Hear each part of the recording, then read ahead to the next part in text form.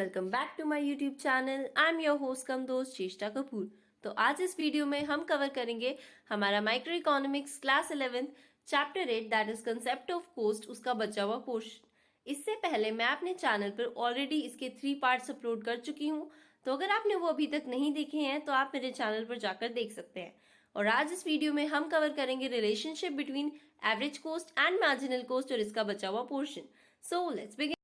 तो सबसे पहले हम इसकी एक टेबल बनाएंगे ताकि आपको मतलब एग्जाम्स में बनाने में इजी रहे। सबसे पहले हम आउटपुट लिख लेते हैं 0 to 8, दैट इज मतलब आपको इजी रहेगा बनाने में, आपको लर्न हो जाएगी ये बहुत ही इजीली। मैं अपने लास्ट वीडियोस में भी बता चुकी हूँ वैसे ये टेबल, पर आपको मतलब याद हो जाएगी और एग्जाम्स में इसे बनाना काफी इजी है। जस्ट देखिए आउटपुट 0 है, सो हमारा एमसी यहाँ पे कुछ भी नहीं है, इट इज ब्लैंक, क्योंकि इससे ऊपर जो हमारा टोटल कोस्ट था कुछ था ही नहीं, हमारी कोई कोस्ट नहीं लगी है, 0 से ऊपर कुछ भी नहीं होता है। सो यहाँ पे हमारी मार्जिनल कोस्ट कुछ भी नहीं है, इट इज ब्लैंक।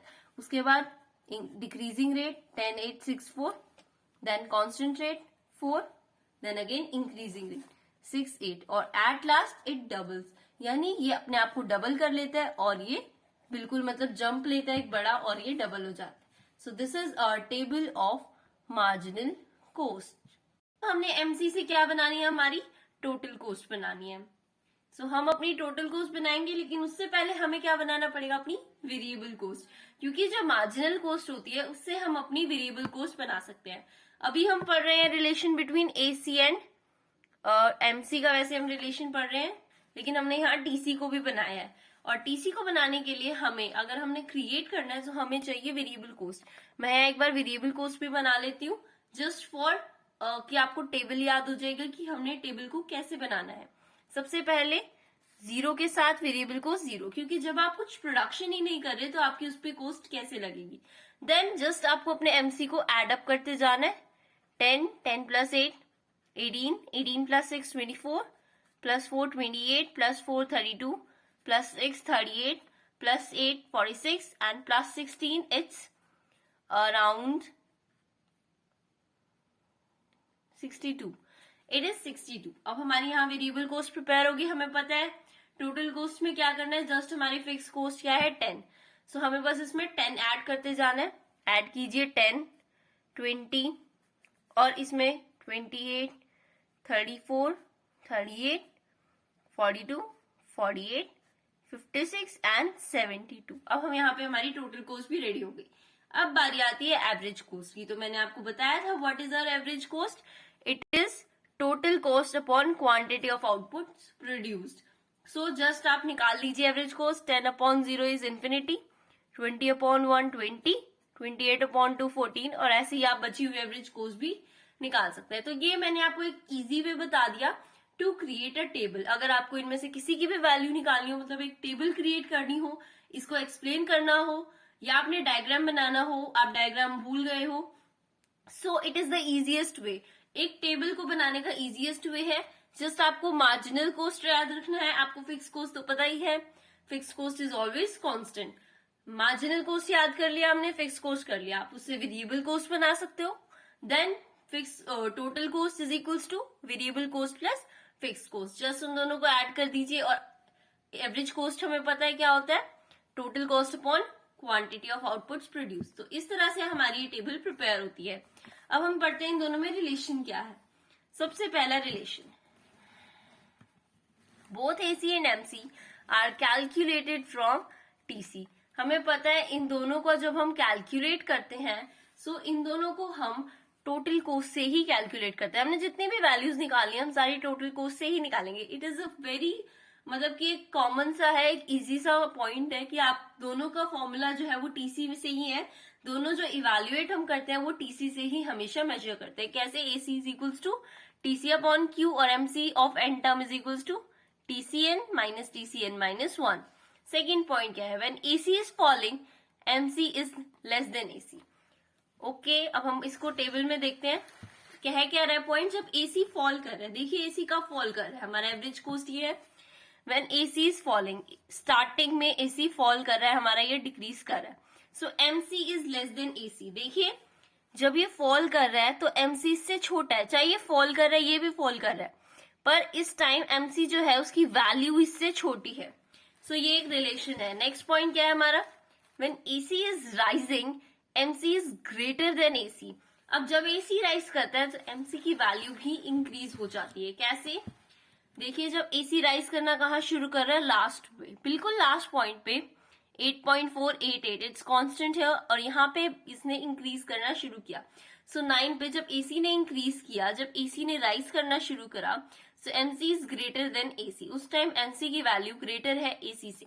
सो ये आपको रिलेशन याद रखना है। आपको जस्ट इस टेबल को क्रिएट कर लीजिए, आप इजीली उससे रिलेशंस खुद भी बना सकते हैं, आपको बस कंसेप्ट पता होना चाहिए। और हमारा लास्ट पॉइंट्स क्या है हमारे इसके, when AC is constant MC is equals to AC. जिस पॉइंट पे अभी मैंने आपको दिखाया एसी कांस्टेंट है, एमसी और एसी इक्वल होते हैं। कहाँ पे कांस्टेंट है ये देखिए, अब टेबल में हम देखेंगे, इस टेबल को गौर से देखिए, ये एसी की लाइन है, ये एमसी की लाइन है। जहां पे एसी कांस्टेंट है, एसी यहाँ पे कांस्टेंट है 8 था, और इस पॉइंट पे भी 8 आ गया। So this is the constant point. और इधर यानी कि जब एसी कांस्टेंट है so AC is equals to MC है। ये भी हमारा एक रिलेशन है। नेक्स्ट लास्ट जो हमारा है वो एक ग्राफ पे हम समझेंगे, that MC is always to the left of AC and MC, and MC cuts the graph and MC cuts AC from its lower point. इस पॉइंट को हम ग्राफ के थ्रू समझेंगे क्योंकि वो हमारे लिए इजीली हमें समझ आ जाएगा। देखिए जो इसका ग्राफ बनता है, अगर हम इन दोनों को सेम ग्राफ में प्लॉट करते हैं तो हम क्या देखते हैं कि जो हमारा एसी है और जो हमारा एमसी है, MC always cuts AC from its lower point, यानी कि जहां भी एसी का लोअर पॉइंट बनेगा वहां से हमेशा एमसी कट करेगा। अब हम एक ग्राफ को खुद क्रिएट करेंगे और इसको समझेंगे। देखिए मैं यहाँ पे एक रफली डायग्राम बना रही हूँ जस्ट समझने के लिए। This is our X axis and this is Y axis, this is our origin. X axis पे हम हमेशा आउटपुट को रिप्रेजेंट करते हैं, और यहाँ पे हम अपने एसी और एमसी का कर्व रिप्रेजेंट करेंगे। सो सबसे पहले इजीएस्ट वे है इसको ड्रॉ करने का, क्योंकि हम इसमें मोस्टली प्लॉटिंग्स नहीं करते, हम जस्ट एक कर्व शो कर देते हैं टू रिप्रेजेंट द, उसका स्ट्रक्चर कैसा होगा, उसकी शेप कैसी होगी, हम वो रिप्रेजेंट करते हैं इन डायग्राम्स के थ्रू, और हमें बस इन्हें एक्सप्लेनेशन में यूज करना होता है। सो हम इसमें प्लॉटिंग नहीं करेंगे। यहाँ पे सबसे पहले हम बनाएंगे एसी का graph, that is easy for us. आप जस्ट इसको ऐसे कैसे भी बना दीजिए, it is something U shaped. U shape होना चाहिए जिसका एक पॉइंट मतलब एक लोएस्ट पॉइंट भी हो जिसका। सो this is it's lowest point. ये हमारा एसी का कर्व है, मैं इसकी दोनों साइड एसी लिख देती हूँ। सो जो हमारा एमसी का कर्व होता है वो इसको इसके लोएस्ट पॉइंट से कट करता है। इसका लोएस्ट पॉइंट कौन सा है, ये है इसका लोएस्ट पॉइंट। सो एमसी जो है वो यहां से कट करेगा, इट विल लाइक दिस, ये यहां से जाएगा, दिस इज अवर एमसी। और इसीलिए इसने कहा कि जो एमसी है वो हमेशा लेफ्ट होता है किसके, एसी से, और एमसी जो है वो एसी को उसके लोएस्ट पॉइंट से कट करता है। चलिए हम इसको एक और बार शॉर्ट में मतलब एक छोटा सा डायग्राम और बना के इसको समझते हैं। ये हमारा diagram, this is our X axis and Y axis, this is origin and this is our output. So AC हम ड्रॉ करेंगे, यू शेप का होता है, इसका एक लोएस्ट पॉइंट है, जो लोएस्ट पॉइंट है वहां से एक लाइन, एक यू शेप्ड का डायग्राम और इसको कट करेगा, and that will be MC. So इससे हमें क्या पता चला, एमसी जो है वो एसी को इसके लोएस्ट पॉइंट से कट करता है, और एमसी हमेशा लेफ्ट होता है एसी से। आप इस डायग्राम को याद कर लीजिए, आपको वो पॉइंट जो है थियोरेटिकली अपने आप ही याद हो जाएगा। सो यहाँ पे हमारा इन दोनों का रिलेशन खत्म होता है। अब हम रिलेशन पढ़ेंगे, relation between TC and MC, that is relationship between total cost and marginal cost. देखिए हमने इस टेबल में टोटल कॉस्ट और मार्जिनल कॉस्ट भी बनाई थी। अब हम इसका रिलेशन पढ़ेंगे इसी टेबल के थ्रू। सबसे पहला पॉइंट क्या है इसका, this is MC is estimated as the difference between total cost of two successive units of output। जब हम MC को कैलकुलेट करते हैं तो हम MC को टोटल कॉस्ट से मेजर करते हैं, कैसे, TCN माइनस TCN माइनस 1, यानी कि जो MC होता है वो हमारा, अगर हम एक शॉर्ट एक समरी फॉर्म में देखें, so it is just difference of two TCs, दो टोटल कॉस्ट के बीच का डिफरेंस होता है, दो कॉन्जिक्यूटिव टोटल कॉस्ट का डिफरेंस होता है हमारा MC। सो ये हम ऐसे इवेल्युएट करते हैं, इसको हमने एक पॉइंट के रूप में यहाँ पे लिख दिया। When TC rises at a decreasing rate, MC should be decreasing। अब हम टेबल में देखते हैं क्या कह रहा है ये, when TC rises at a decreasing rate. अब देखिए टीसी राइज कर रहा है एट ए डिक्रीजिंग रेट। कहाँ पे? यहाँ पे, यहां तक। कैसे? सबसे पहले इसमें 10 ऐड हुआ, फिर 8 ऐड हुआ, फिर इसमें 6 ऐड हुआ, देन 4 ऐड हुआ। सो it is increasing at a decreasing rate. और व्हेन हमारा जब टीसी जो है वो इंक्रीज कर रहा है एट अ डिक्रीजिंग रेट, तब जो हमारा एमसी है इट शुड बी डिक्रीजिंग। अब इसका एक सिंपल सा लॉजिक समझते हैं हम। एमसी में मतलब टीसी में जब हम एमसी को ऐड करते हैं, सो इसका नेक्स्ट वो बनता है, टर्म बनता है हमारा, मतलब जो हमारी नेक्स्ट यूनिट डिजिट बनती है वो इन दोनों के एडिशन से ही बनती है। सो जब हमारा टीसी डिक्रीजिंग रेट से बढ़ रहा है, सो एमसी भी डिक्रीज करेगा। क्यों? क्योंकि हम एमसी ही वो डिक्रीजिंग ऑर्डर है जो हम इसमें ऐड कर रहे हैं। मतलब समझ में आ गया होगा आपको। तो जैसे कि हम इसमें ऐड कर रहे हैं डिक्रीजिंग रेट से इंक्रीज कर रहा है, सो हमारा एमसी भी डिक्रीज कर रहा है। नेक्स्ट पॉइंट क्या है हमारा?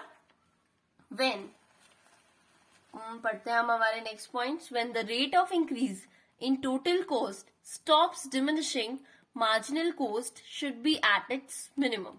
जब टोटल कॉस्ट इंक्रीजिंग रेट उसका जो है टोटल कॉस्ट का वो स्टॉप कर देता है, सो मार्जिनल कॉस्ट अपने मिनिमम पॉइंट पे होती है। देखते हैं कैसे।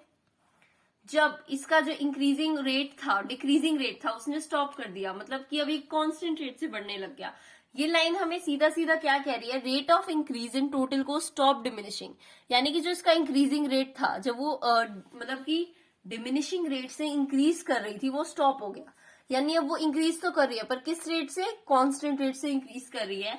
तब हमारा जो मार्जिनल कॉस्ट होता है it should be at its minimum. यानी उस टाइम वो अपने सबसे मिनिमम पॉइंट पे होता है। अब देखते हैं टेबल में क्या है। This is it's constant rate. यहाँ पे इसमें 4 का एडिशन हुआ है।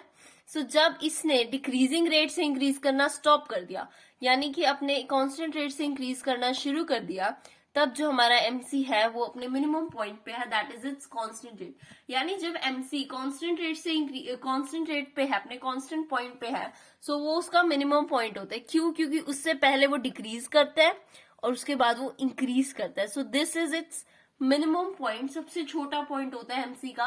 कब? जब टीसी एक कांस्टेंट रेट से इंक्रीज कर रहा है या जब एमसी कांस्टेंट होता है तब। नेक्स्ट एंड इसका आई थिंक लास्ट पॉइंट है ये।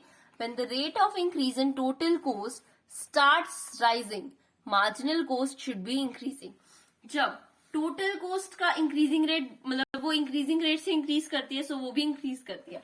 मतलब कि ये दोनों देखिए बिल्कुल डायरेक्टली चल रहे हैं। जब टीसी डिक्रीजिंग रेट से इंक्रीज करेगा, सो एमसी डिक्रीज करेगा। जब टीसी कांस्टेंट रेट से इंक्रीज करेगा, सो एमसी अपने मिनिमम पॉइंट पे होगा। और जब टीसी इंक्रीजिंग रेट से बढ़ेगा, सो एमसी भी इंक्रीज करेगा। और ऐसा क्यों होता है? क्योंकि हम टीसी कैसे बनाते हैं, इसमें इसको ऐड करके ही टीसी बनता है। जब हम टीसी में अगर हम एक सीधा देखें इसको शॉर्ट में, सो जब हम टीसी में नेक्स्ट एमसी ऐड करेंगे तभी हमारी नेक्स्ट टर्म बनेगी, दैट इज 10 + 10 20, 20 + 8 28, 28 + 6 34। और ऐसे ही हमारी टीसी की टेबल फॉर्म होती है। तो अब हम हमारे जो 4 टर्म्स हैं, that is average fix cost, average variable cost, average cost and marginal cost, इन चारों को एक ही ग्राफ में प्लॉट करेंगे। एक ही डायग्राम के थ्रू हम इन चारों को रिप्रेजेंट करेंगे। कैसे? यहाँ पे तो खिचड़ी पकी हुई है, कुछ समझ नहीं आ रहा है, देख रहे हैं पर कुछ समझ नहीं आ रहा है कि यहाँ पे क्या बना हुआ है। तो चलिए हम सबसे पहले खुद एक बनाते हैं, फिर हम इसको देखेंगे कि ये क्या बना हुआ है, खिचड़ी क्या पकाई हुई है। So this is our diagram. रफली बना रही हूँ, तो ये मत कहना कि लाइन्स टेढ़ी मेढ़ी है। This is X axis, this is Y axis and this is origin. यहाँ पे हम क्या रिप्रेजेंट करेंगे? आउटपुट्स। और यहाँ पे हमारे मतलब जो हम कर्व्स को रिप्रेजेंट करेंगे वो। सो यहाँ पे हम 4 कर्व्स रिप्रेजेंट करेंगे, FC, ABC, AC and MC. सबसे आसान अब पकड़ लो इसमें से कौन सा है सबसे आसान। फिक्स कॉस्ट का पता है हमें सबसे आसान होता है, और एवरेज फिक्स कॉस्ट का भी सबसे आसान होता है। सो यानी कि फिक्स कॉस्ट तो भाई इसको तो सबसे पहले पकड़ना है क्योंकि ये सबसे आसान है। सो एवरेज फिक्स कॉस्ट का कर्व कैसा होता है? It is a rectangular hyperbola. यहां से बस शुरू हो जाओ, पर ध्यान रखना it never touches X axis. ये थोड़ा सा गलत हो गया, इसको नजरअंदाज कर देना। उसके बाद हम किसको पकड़ेंगे? अब हमें पता है एमसी तो है, एसी के लोएस्ट पॉइंट से कट करता है। सो हमें सबसे पहले क्या बनाना पड़ेगा? एसी। हम एसी को बना लेते हैं यहाँ पे एक यू शेप का, मतलब यू शेप समथिंग कर्व। और ये किसका लोएस्ट पॉइंट हमने बना लिया। अब जो हमारा एबीसी होता है, एवरेज वेरिएबल कॉस्ट, इसका भी ग्राफ जो होता है यू शेप का कर्व बनता है इसका भी। सो इसका कर्व भी बना लेते हैं, इसका कर्व भी बना लिया हमने। अब इसका भी एक लोएस्ट पॉइंट होगा। सो जो हमारा एमसी होता है वो एवरेज कॉस्ट को और एवरेज वेरिएबल कॉस्ट को दोनों को ही लोएस्ट पॉइंट से कट करता है। ऐसा क्यों? देखिए एवरेज कॉस्ट हम पढ़ चुके हैं करता है, हमने अभी इसके रिलेशन में पढ़ा था। एवरेज वेरिएबल कॉस्ट जो है और एवरेज कॉस्ट जो है, इन दोनों में सिर्फ फिक्स्ड कॉस्ट का ही डिफरेंस होता है। इनका जो रिलेशन है वो एमसी के साथ बिल्कुल सेम होता है लगभग। सो दैट्स व्हाई ये दोनों को ही लोएस्ट पॉइंट से कट करता है हमारा एमसी। अब हमारे यहाँ पे एवरेज फिक्स कॉस्ट बन गया, एवरेज कॉस्ट भी बन गया और एवरेज वेरिएबल कॉस्ट भी बन गया। अब हमारे पास क्या बच गया भाई? एमसी बच गया, जो हमारा मेन कैरेक्टर है ऑफ द स्टोरी, जिसे हमें याद रखना है अच्छे से। चाहे हम सबको भूल जाए, हमें मतलब भूलना किसी को भी नहीं है, डेफिनेशन सबकी याद रखनी है, पर एमसी को नहीं भूलना है, क्योंकि इसी से हम टेबल्स क्रिएट करेंगे, टेबल से हम डायग्राम्स बनाएंगे और डायग्राम से हम पेपर में अच्छे मार्क्स लाएंगे। सो एमसी का कर्व हमारा मतलब जो हम कर्व बनाएंगे वो कैसा बनाएंगे? वो इन दोनों को कट करके निकलेगा। कैसे? और पहले ही कट कर देते हैं हम इन दोनों को, ताकि हमें इजी हो जाए। हमें अपना इजी देखना है कि हम कैसे इजीली अच्छे से डायग्राम बना सकते हैं। इसको कट कर दिया एंड दिस इज यहाँ पे ये है एमसी। सो ये हमारा बन गया डायग्राम। खिचड़ी पका दी हमने, अब हम यहाँ पे बनी हुई खिचड़ी को देखते हैं हमने क्या सही किया या गलत किया। सबसे पहले देखिए एवरेज फिक्स कॉस्ट बनाया हुआ है रेक्टेंगुलर हाइपोबोला शेप का। फिर हमने बनाया क्या? एवरेज कॉस्ट, इसका एक लोएस्ट पॉइंट है, हमने वहां पॉइंट मार्क कर लिया। फिर बनाया हमने एवरेज वेरिएबल कॉस्ट, इसका भी पॉइंट हमने मार्क कर लिया। उसके बाद आया हमारा एमसी, जो भाई इन दोनों को लोएस्ट पॉइंट से कट करता हुआ निकल गया। और यहाँ पे हमने इसके पॉइंट्स को रिप्रेजेंट कर दिया, नीचे बस टच कर दिया। जो हमने यहाँ पे सर्कल्स मार्क किए थे बस उनको नीचे टच कर दिया and that is our points A and B. So ये हमारा था ग्राफ, इन चारों का एक ही ग्राफ में, एक ही डायग्राम में, और ये आपको याद रखना है। सो आई होप आपको ये यहाँ तक सारा समझ में आ गया होगा। तो फ्रेंड्स, आज हमारा ये चैप्टर यहाँ पे कंप्लीट होता है। तो अगर आपने मेरा ये चैनल अगर अभी तक सब्सक्राइब नहीं किया है तो इसे जल्द से जल्द सब्सक्राइब कीजिए, डू इट राइट नाउ। और हाँ, मुझे कमेंट करके जरूर बताइएगा कि आपको मेरी वीडियो कैसी लगी। Thanks for watching this video guys, and don't forget to hit the like button. I'll see you in my next video.